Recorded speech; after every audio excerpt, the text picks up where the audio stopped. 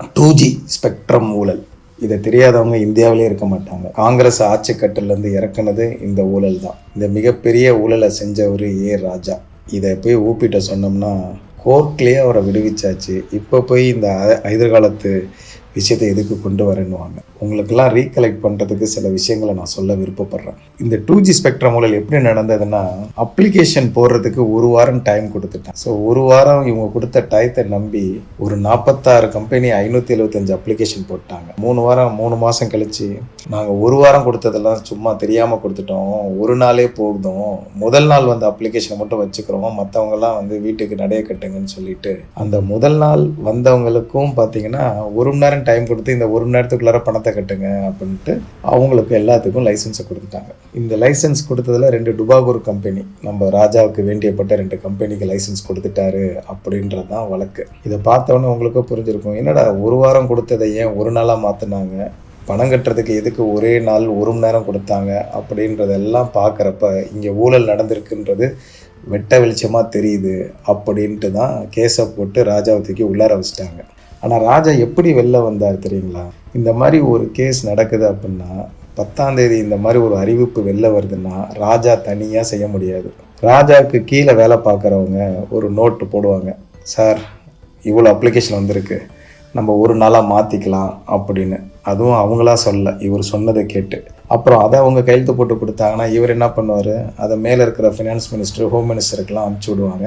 அவங்களும் கட்டிங் வாங்குறதுனால அதை கையெழுத்து போட்டு திருப்பி அனுப்பிச்சிட்டாங்க. அப்போ ராஜா நீ தான் ஊழல் பண்ணுன்னு சொன்னால் இவர் என்ன சொல்லிட்டாரு, நான் ஊழல் பண்ணலப்பா, என் கீழே இருக்கிறவன் தான் டேட்டை மாற்றினான், கீழே இருக்கிறவன் தான் டயத்தை பண்ணான், அவன் சொன்னதை நான் அப்படியே கேட்டு மேலே உள்ளவங்கள்ட்டையும் இதை காமிச்சேன், அவங்களும் கையெழுத்து போட்டாங்க. ஸோ இது நடுவில் நான் ஒரு மீடியேட்டர் தான்ப்பா, எனக்கு இதுக்கும் சம்மந்தமே இல்லைப்பா அப்படின்னு அவர் சொல்லிட்டார். சட்டத்தை பொறுத்தவரைய யார் இங்கே கையெழுத்து போட்டாங்கன்னு பார்த்தீங்கன்னா இவர் மட்டும் கையெழுத்து போடல, இவருக்கு கீழே உள்ளவங்க ரெக்கமெண்ட் பண்ணுறாங்க, இவங்களுக்கு மேலே உள்ளவங்க அப்ரூவ் பண்ணுறாங்க. ஆனால் அந்த 2 பேரையும் அந்த வேலையை செய்ய சொன்னது ராஜான்றது ஊர் மக்களுக்கே தெரிஞ்சாலும் சட்டத்துக்கு முன்னாடியே அதை நிரூபிக்க முடியாது. இந்த ஒரு விஷயத்தினால தான் அவரை வந்து வெளியில் விட்டுருக்காங்களே தவிர அவரை நல்லவர்னு இல்லை. ஆனால் இவர் பண்ண ப்ராசஸ் தப்பு அப்படின்றது மட்டும் வெட்ட வெளிச்சமாயிருச்சு. ஒரு வாரத்தை ஒரு நாள் ஆக்கினது தப்பு, பணம் கட்டுறதுக்கு ஒரே நாளில் 1 மணி நேரம் கொடுத்தது தப்பு அப்படின்றது தீர்ப்பாயிடுச்சு. ஆனால் இந்த வசங்களங்கள்லாம் எதற்காக செஞ்சாருன்றது தான் நிரூபிக்க முடியாமல் போயிடுச்சு. அதனால தான் அவருக்கு லைசன்ஸ் கொடுத்த எல்லாருக்கும் லைசன்ஸை ரத்து பண்ணிட்டாங்க. இதுதாங்க ராஜா வெளில வந்த கதை. ஒன்றும் நல்லவர், அவர் வல்லவர் அப்படின்னு சொல்லி வெளியில் விடலை. நீ தப்பு பண்ணிட்டேன்னு ஊருக்கே தெரியும், உன்னை தண்டிக்க முடியாத அளவுக்கு சட்டம் இருக்குது அப்படின்றத நீங்கள் நல்லா புரிஞ்சுக்கணும். அடுத்தது கனிமொழி அக்கா, அவங்க ஏன் உள்ளார போனாங்க அப்படின்னு பார்த்தீங்கன்னா, ராஜா 2 டுபாகூர் கம்பெனிக்கு லைசன்ஸ் கொடுத்தாரு பார்த்தீங்களா, அதுக்கு லஞ்சமாக ஒரு 200 கோடி அவங்க கலைஞர் டிவிக்கு கொடுத்துட்டாங்க. அதுவும் டைரெக்டாக கொடுக்கலங்க, ஏன்னா அவங்களாம் அறிவாளி இல்லை, டைரெக்டாக கொடுத்தா மாட்டிக்குவோன்னு சொல்லிட்டு கம்பெனி ஏலேருந்து பி, பியிலேருந்து சி, சியிலேருந்து டின்னு போயிட்டு 4வது கம்பெனிலேருந்து தான் கலைஞர் டிவிக்கு வருது. ஆனால் ஒன்றை மறந்துட்டாங்க. அதை ஒரு படத்தில் சொல்லுவாங்கள்ல, மண்டையில் இருக்கிற கொண்டையை மறந்துட்டேன்னு. 4-5 கம்பெனி மாற்றி பணம் வந்தாலும் அந்த 5 கம்பெனிக்கும் ஓனர் என்னமோ ஒருத்தர் தான். அவர் மூலயமா 5 கம்பெனி பணத்தை மாற்றி கலைஞர் டிவிக்கு வந்துருச்சுன்னா இதுலேருந்து தப்பிச்சிடலான்னு நினச்சாங்க. அங்கே தான் வச்சான் ஆப்பு. எவனோ ஒருத்தன் கண்டுபிடிச்சிட்டான் இந்த லிங்க்கு எல்லாத்தையுமே. அதனால தான் கலைஞர் டிவியில் இருக்கிற நம்ம கனிமொழி அக்காவை தூக்கி உள்ளார வச்சுட்டாங்க.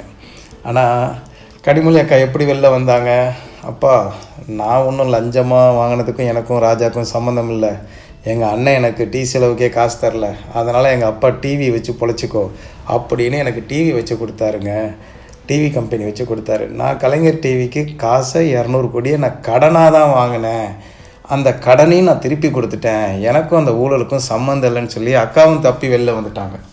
ஆனால் நீங்கள் கொஞ்சம் நியாயமாக மனசு இருக்கிறவங்க நீங்களும் கொஞ்சம் கூகுள் பண்ணி பாருங்கள். கலைஞர் டிவி 200 கோடி எப்போ வந்துச்சு அப்படின்னு டேட்டை பார்த்தீங்கன்னா 2009. இந்த ஊழல்லாம் பண்ணதுக்கு அப்புறம் தான் அவங்க கையில் பணம் வந்தது. அந்த பணத்தை எப்போ திருப்பி கொடுத்தாங்கன்னு பார்த்தீங்கன்னா டிசம்பர் 2010, கரெக்டாக 1 மாதம் கழிச்சு. எந்த 1 மாதம் கழிச்சு? ஊழல் வெளிச்சத்துக்கு வந்த 1 மாதத்துக்கு அப்புறம் தான் இவங்க பணத்தெல்லாம் திருப்பி கொடுக்க ஆரம்பிக்கிறாங்க.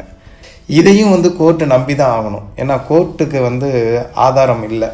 அப்படின்னு நீங்கள் நினைக்கிறீங்க. கோர்ட்டுக்கு ஒரு மிகப்பெரிய ஆதாரம் இருந்துச்சு.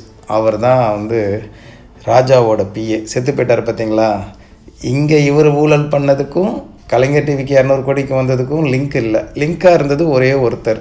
அந்த ஒருத்தரை போட்டாச்சுன்னா நீங்கள் என்ன பண்ணிடலாம், அந்த லிங்க்கை காணா போட்டுட்டிங்கன்னா இது தனி டிரான்சாக்ஷன். நாங்கள் தனியாக கடன் வாங்கினோம்ப்பா, நாங்கள் தனியாக கடன் அடைச்சிட்டோம், நான் டேட்டை மாற்றினது எல்லாமே எல்லாருக்கும் தெரிஞ்சு தான் பண்ணேன், நான் எனக்காக பண்ணலை, முடிஞ்சு போச்சு.